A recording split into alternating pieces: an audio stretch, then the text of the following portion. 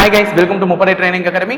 தமிழ்நிலே பார்த்திருப்பீங்க, வந்து விட்டது அடுத்த காவலர் தேர்வுக்கான அறிவிப்பு. எல்லாரும் ஆவலோட எதிர்பார்த்திருந்த ஒரு காவலர் தேர்வு தாங்க வந்திருக்கு. ஸோ இது தமிழக காவலர் தேர்வானா கிடையாது. ஆனா எல்லாருமே பாருங்க, தமிழ்நாட்டு மாணவர்கள் வந்து அதிக அளவில் இதுல விண்ணப்பிக்காததுனால தான் அதிக அளவில் வடநாட்டை சேர்ந்தவர்கள் இதுக்கு போயிட்டு இருக்காங்க. ஸோ நம்ம பக்கம் இருக்கிற ஸ்டூடெண்ட்ஸும் நம்ம விண்ணப்பிச்சா மட்டும் தான் நம்மளால அடுத்த டார்கெட்டை அடைய முடியும். ஸோ தமிழக மாணவர்கள் எக்காரணத்துக்கு கூட இந்த எக்ஸாமை கண்டு பயந்துடாதீங்க. இந்த எக்ஸாமும் ஈஸியான எக்ஸாம் தான், எல்லாத்தையும் தட்டி தூக்குற மாதிரி எதையும் தூக்கிட்டு வரும். ஓகேங்களா? ஸோ கவனிக்க ஆரம்பிங்க.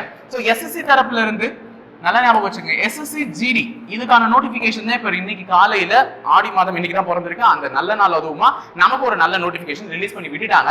ஸோ என்ன அப்படின்னு பாத்தீங்கன்னா, மினிஸ்ட்ரி ஆஃப் ஹோம் அஃபேர்ஸ், ஓகேங்களா, ஹோம் மினிஸ்ட்ரி தரப்பில இருந்து நமக்கு வந்து நோட்டிபிகேஷன் ரிலீஸ் ஆயிருக்கு. சோ என்ன இந்த நோட்டிபிகேஷனோட சிறப்பு அம்சம் பாத்தீங்கன்னா, கிட்டத்தட்ட இன்றில இருந்து தாங்க ஆன்லைன் அப்ளிகேஷன் தொடங்குது. பாருங்க, இன்னைக்கு டேட் 17/7/2021, இன்னில இருந்து ஆன்லைன்ல அப்ளை பண்ண தொடங்கலாம். சோ உங்களுக்கு டேட் வந்து பாத்தீங்கன்னா ஆகஸ்ட் மாசம் வரையும் கொடுத்திருக்காங்க.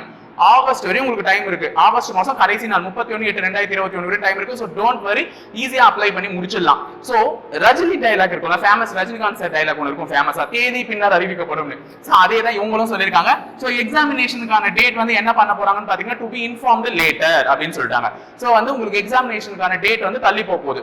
சோ எக்ஸாம் ஆகஸ்ட் மாசம் வரை அப்ளிகேஷன் டேட்டே இருந்துச்சுன்னா, டெஃபினட்டா சொல்றேன், எக்ஸாமினேஷன் டேட் எப்போ போகுதுன்னு பாத்தீங்கன்னா கிட்டத்தட்ட அக்டோபர் வரதுக்கான வாய்ப்புகள் இருக்கு. செப்டம்பர்ல கண்டிப்பா வராது.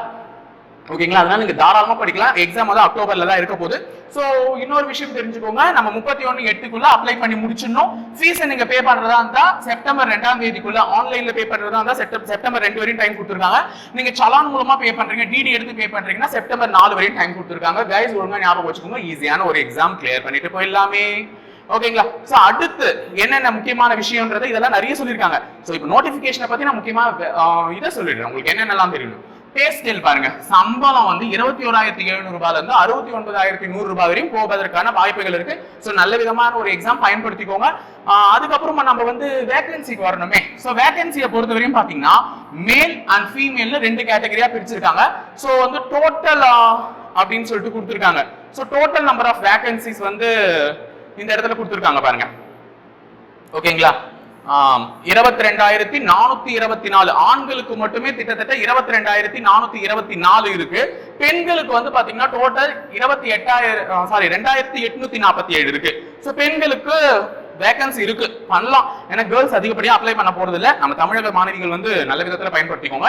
சோ ஆண்களுக்கு 22,424 போஸ்ட் இருக்கு. டோட்டல் நம்பர் ஆஃப் வேகன்சி வந்து 25,271.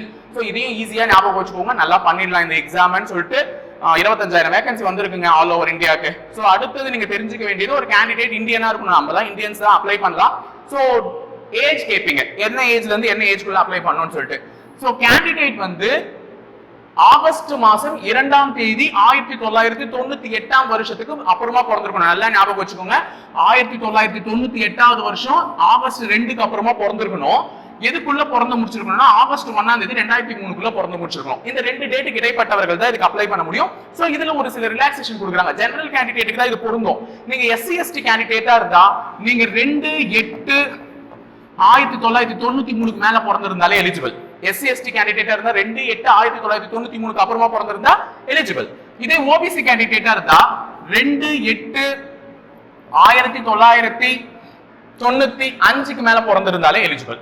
2/8/1995 மேல பிறந்திருந்தாலே எலிஜிபிள். சோ இது ரெண்டுமே ஞாபகம் வச்சுக்கோங்க, இதுதான் ரொம்ப முக்கியம்.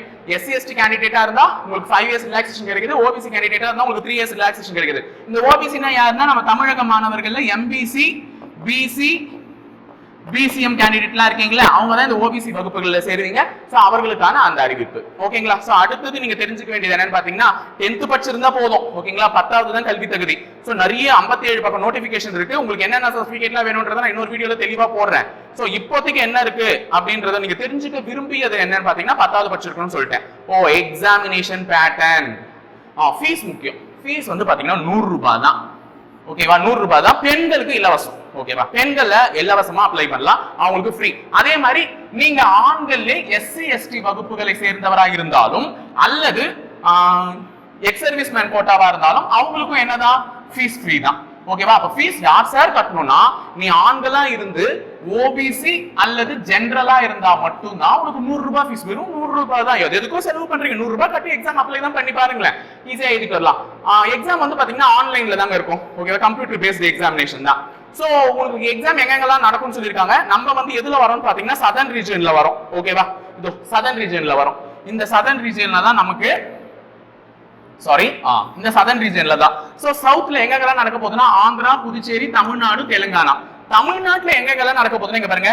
சென்னையில நடக்குது தமிழ்நாட்டுல, அடுத்தது கோயம்புத்தூர்ல நடக்குது, மதுரையில நடக்குது, சேலம், திருச்சி, திருநெல்வேலி, வேலூர். ஓகேவா, சோ இந்த 1 2 3 4 5 6 7 மாவட்டங்கள்ல தான் நடக்க போகுது. அதனால வந்து எல்லாருமே ஈஸியா அப்ளை பண்ணலாம். வேலூர்ல இருக்கவங்க வேலூர் அப்ளை பண்ணிடுங்க, தாராளமா பண்ணலாம்.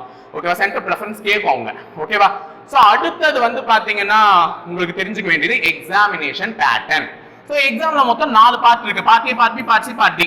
சோ வந்து பாத்தீங்கன்னா ரீசனிங் ஒரு பார்ட், ஜெனரல் அவேர்னஸ் ஒரு பார்ட், மேத்தமெட்டிக்ஸ் ஒரு பார்ட், இங்கிலீஷ் ஒரு பார்ட். எல்லாத்துலயுமே தலா 25 கேள்விகள், ஒவ்வொரு கேள்விக்கும் 1 மார்க்ன்ற விதம், தலா 25 மார்க்.